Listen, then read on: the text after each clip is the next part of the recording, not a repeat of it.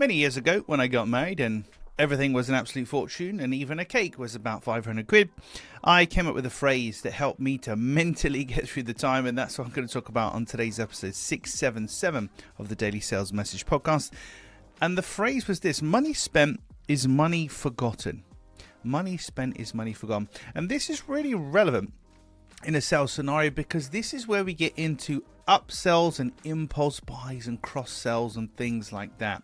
When somebody has already decided to spend the money with you, let alone actually spent it, when they've decided to spend the money with you, that is a great opportunity as long as it's in their interest. So this isn't about taking advantage of people, but as long as it's in their interest, to then consider other things. And we've all had this where we've decided to buy a car or a sofa or whatever it is. And once we've decided that, then they say, would you like this upsell, that upsell? And we're more inclined to do it, A, because we decided to spend the money already. So kind of, well, in for a penny, in for a pound. There's a bit of that going on. But also, if I'm spending £50,000 on a car and you're selling me something for £300 as an upsell, kind of feels like just adding in a packet of sweets at the till, doesn't it? So as long as it's used carefully, and I know people are really nervous about upselling. They feel like they're taking advantage of people and pushing things on them. But there will be upsells, accessories, additional things that will be of genuine use to your buyer.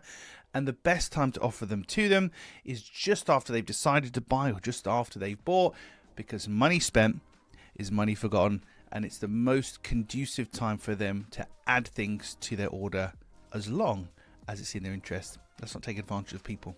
Right, that's it for this episode of the podcast. Tomorrow in episode 678, well, pretty much along the same lines here of me telling you off there, but it's another phrase that I use in terms of where to place your focus and how to make sure you don't rip people off and you don't do them over. Very simple phrase to remember, and actually it will help you, ironically, to sell more stuff, but also to build a great reputation. So tune in tomorrow for that, and I'll explain that concept and that mantra in detail. That's it for this one. I appreciate your time and attention as always. I'll catch you tomorrow for another exciting edition of the Daily Sales Message.